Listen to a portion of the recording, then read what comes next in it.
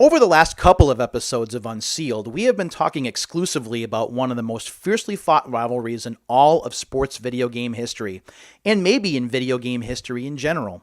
We've been talking about the battle between Madden NFL football and NFL 2K. A rivalry that lasted 6 years, but really the last 3 years of that rivalry were the most fiercely contested. Back in 1999, as you may remember, NFL 2K debuted, developed by a company called Visual Concepts, which used to be part of EA and developed football games or ported football games over to the Super Nintendo for the company. Things didn't work out for Visual Concepts and EA, however, as Madden 96, which was developed under their tutelage, fell apart. So Visual Concepts and EA went their separate ways. Sega Sports, or Sega, hooked up with Visual Concepts for the 2K Sports series, starting with NFL 2K, which was released for the Dreamcast as a launch title. The next 3 games in that series, NFL 2K, NFL 2K1, and NFL 2K2, were on that platform, but Sega was already moving away from that platform later on, and in fact, NFL 2K2 was eventually ported over to the PlayStation 2 and the GameCube platforms. But the 3 games that I've been talking about, 2 I've already talked about, and 1 I'm addressing today, are talking about the 2003, 2004, and most importantly, the 2005 sports years. In 2003 sports year, we talked about Madden NFL 2003, a game that had added more franchise features, that added a new minicamp mode, that added Al Michaels to the booth, replacing the aging Pat Summerall. You could play the game online, and of course there was a fully licensed soundtrack from artists such as POD and Bon Jovi. So this was a very good game. EA was not backing down from any kind of rivalry or competition. Neither were Visual Concepts and Sega Sports, however. NFL 2K3 is notable because it's the first game to implement any kind of ESPN-style presentation. It also had a new franchise mode where there were a bunch of new decisions and options added, plus it also had online play. So it basically tried to match Madden line for line. And while Madden did walk away with the victory here, it was for show for the first time that Visual Concepts was not going to walk away, that Sega Sports was not going to walk away in this rivalry just because the Dreamcast was dead. They were going to go nose to nose against EA, and there was no fear. In the 2004 sports year, which is the year 2003, we saw Madden 2004, a game with Mike Vick here on the cover. We talked a little bit in the last video about the EA Sports Bio Mode, something that I was always a big fan of. As a refresher, the EA Sports Bio Mode was a file that you would store on your memory card, and the more EA Sports games for that year you would play, the more goodies you could unlock. It was a neat concept, even though memory cards were a little too small, so you had to copy this file over in order for things to really work out, because as you well know, if you played games back then, any of EA Sports games would generally take a quarter to a half, sometimes even a full memory card in terms of all of the data that it would have to store. Also notable in Madden 2004 was the addition of the owner mode, which added another dimension to game management. You had to worry about how your players would play on the field, so you had to worry about that kind of performance. As a general manager, you would have to make roster decisions, signing decisions, workout decisions. And now as an owner, you had to worry about how much money your team was making. Do you raise ticket prices? Do you lower ticket prices? What about concessions? Are your fans happy? Do you want to relocate your franchise? All of these decisions and more you could make as part of the owner mode. It was a really cool addition and something that if you're into team management, you really picked up on and enjoyed. Now, on the NFL 2K side, we had ESPN NFL football. This also added some new features. First-person football was here for the first time, and again, I talked about this in the last video. Being able to play football through the eyes of a player on the field rather than seeing them from a higher-up camera perspective was a novel idea. It didn't always execute well, but it was a novel idea. Or the crib, something that I really enjoyed, where it was basically kind of like Animal Crossing for a sports game. You would achieve different objectives while playing the game, and you could use credits earned from achieving those objectives to buy things for your crib. You could decorate it how you wanted. Want a new couch, want a new rug, want a bar stool, you want to add air hockey or darts or trivia, you can do that. thanks to the crib. It was very addictive and a reason to keep going back and playing games, even if you weren't really interested in playing through a full season or through a full franchise. Of course, the game was also still online as Madden 2004 was. So those are the first 2 episodes of this mini-series that I talked about. I've summed those up for you. But now we're talking about the 2005 sports year, 2K5, perhaps the most bitter of this rivalry. First of all, we're going to take a look at EA's offering. This is Madden 2005 with Ray Lewis, Hall of Famer, on the cover. I opened up a copy of this for the original PlayStation not long ago. This game had additions such as a new hit stick control, where you could change the game's momentum by making a huge hit to force a turnover and fire up the crowd. Now, this has been something that's been in Madden games on and off ever since, and I love using the hit stick. I love laying the wood on somebody. Defensive playmaker controls. Offensive playmaker controls were a big aspect of Madden 2004, and now on the defensive side, you can also make those same pre-snap adjustments. Storyline Central, where your games are impacted by the stories that surround your team. You can get the radio scoop from local newspapers and from Tony Bruno's radio show. So having Tony Bruno doing talk radio as part of this and as an immersive experience was a cool concept. Another addition to the franchise mode, or more additions to the franchise mode, with morale and stature being affected by on-field performance. That was a big deal. And of course, there were enhancements made to online play. Now, this, unfortunately, looks like another one of those resealed games rather than a brand new game. We're going to go ahead and open it up anyway, and we're going to take a look at what's on the inside, and then we're going to talk a little bit more about the game. So there's the seal. Again, there's no security label on this one. When we open up the game, there we go. Yeah, it looks pretty legit. That's the inside cover there with Ray Lewis doing his thing.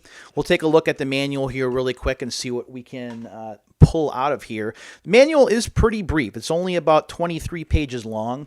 It does talk about the gameplay modes, but this is where the manual started to shrink down a little bit, and more of the tutorials and information about the game were located on the disc or within gameplay. So you didn't really need the manual to play the game or to get all the information that you needed.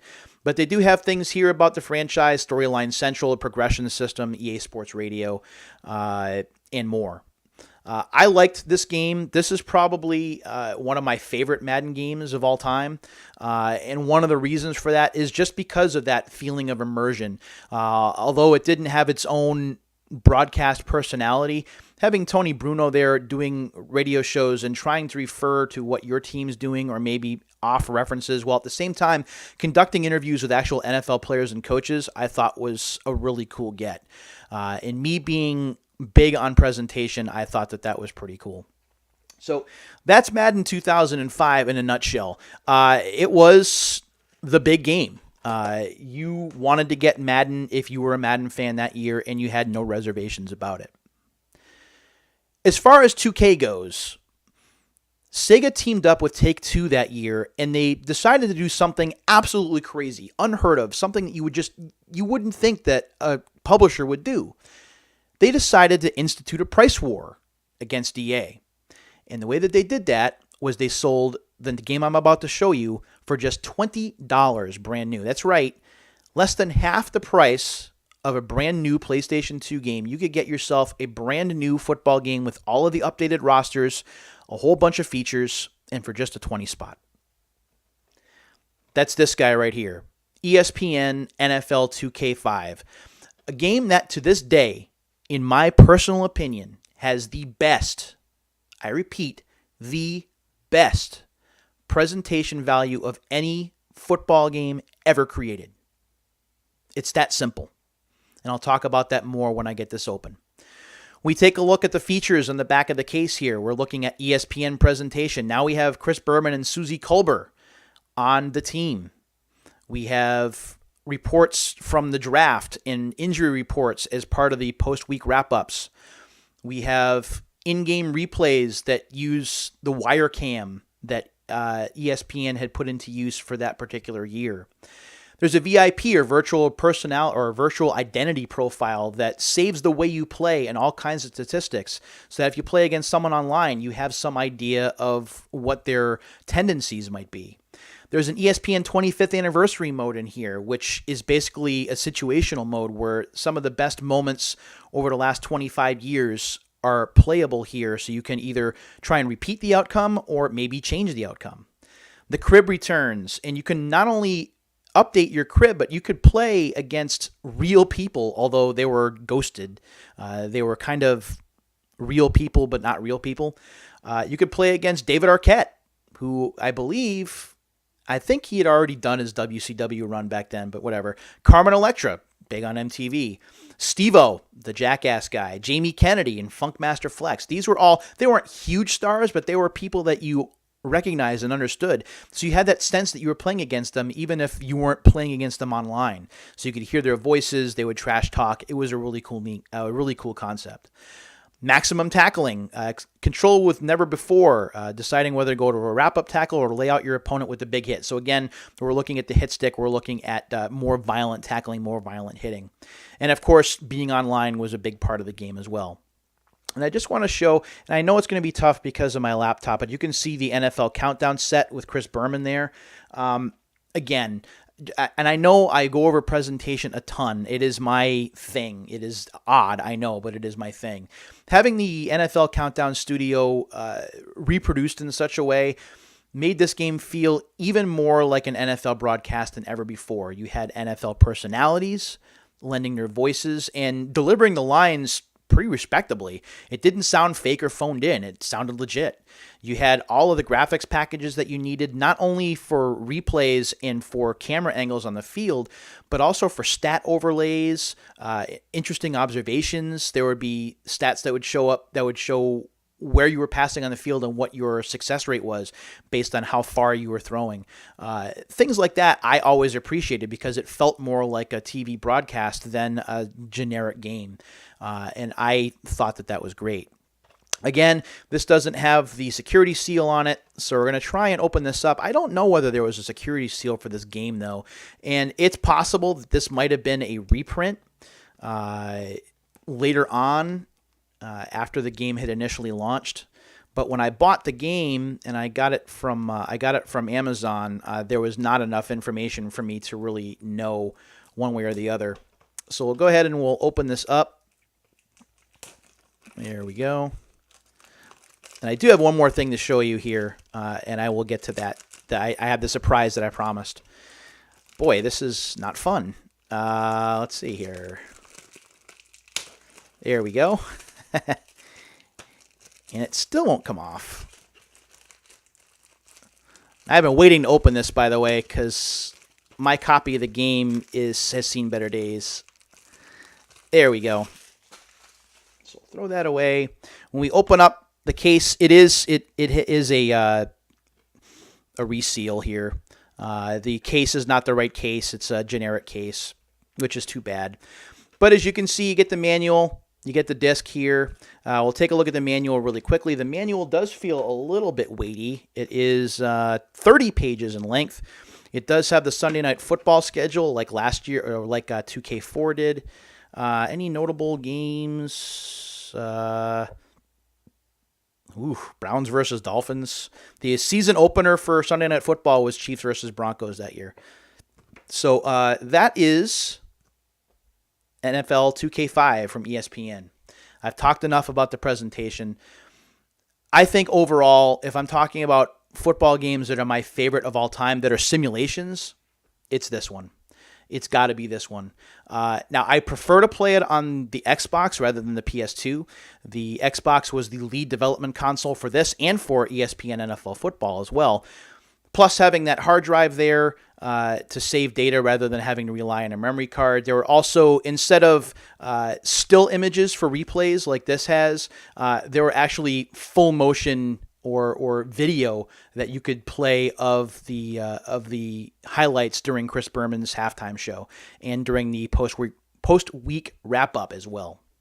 So if you don't own this and you have a PS2, or if you don't own this and you have an original Xbox, or even an Xbox 360, because this is backwards compatible. I highly recommend it. You should pick this up if you're at all a football fan and see what all of the hubbub is about, because it's that good.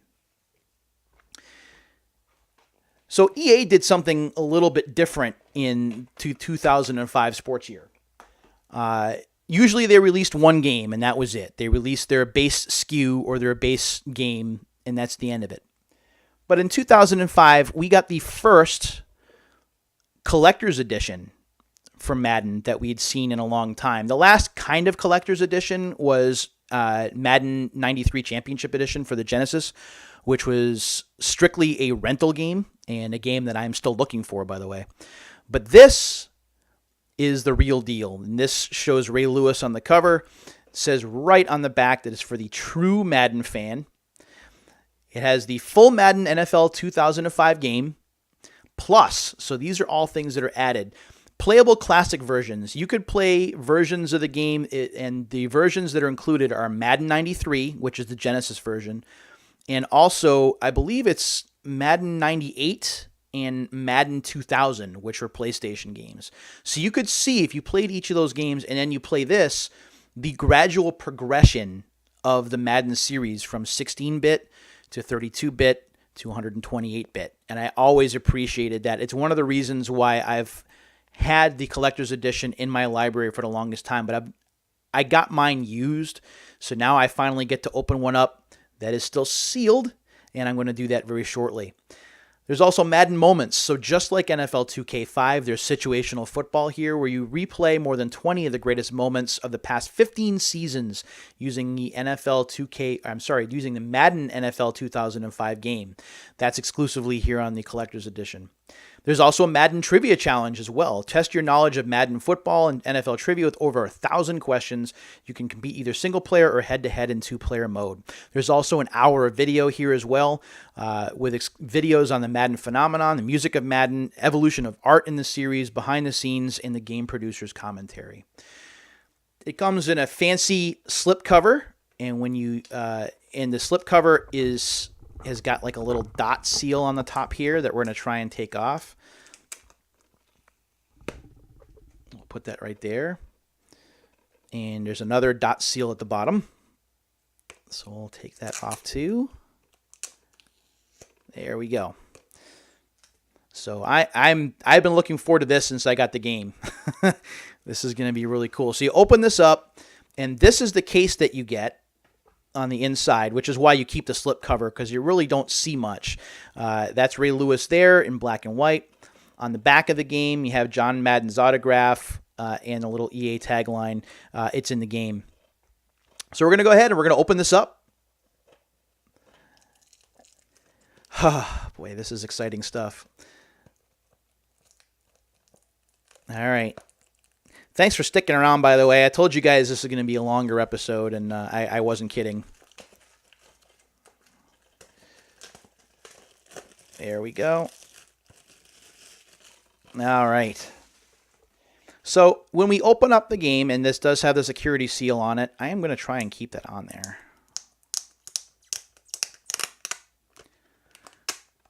Okay. So when we open up the game, and again, I got to be careful it doesn't spill out. The disc is different, as you can see. It's got that grayscale look to it. And the manual, of course, is different as well, as it does cover the additions in this particular game. It does talk about Madden Retro controls, Madden Moments, Madden Classic, Vintage, and Retro. So Madden Classic is Madden 93. Madden Vintage is Madden 98. And then, Madden Classic is 2000. Madden Vintage is 98. And Madden Retro is 93. That's right.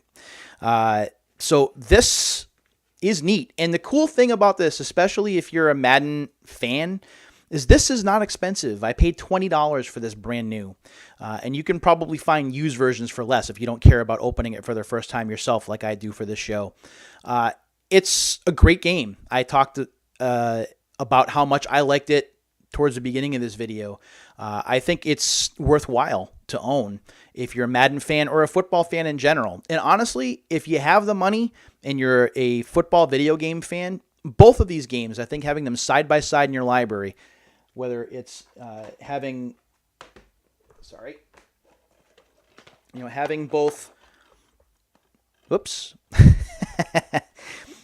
having both Madden 2005 and ESPN 2K5 in your library is worthwhile.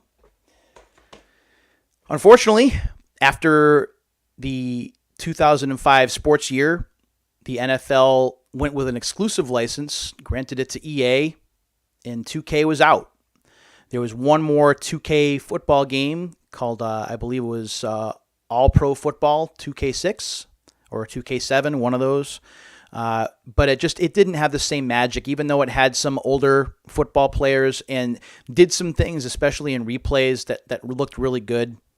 The heart and the soul of the game was just gone. Without the NFL backing it, without the ESPN presentation, it felt very bland and very boring. And after that, that was it. The rivalry was over, and Madden took over from there. It's sad, honestly, because I believe personally that having Madden and 2K competing against each other brought out the best in each other. As you've seen in these 3 episodes, each year, both companies brought their A games to the table because they knew that the other was going to do the same. It wasn't a situation where you could just rest on your laurels and think that everyone was going to buy your game. You had to convince people that they wanted to buy, and they did. I did. I bought both games every year while they were a thing, and I have absolutely no regrets about it. Watching these 2 series grow and develop over the 6th generation of consoles was pretty cool, I thought.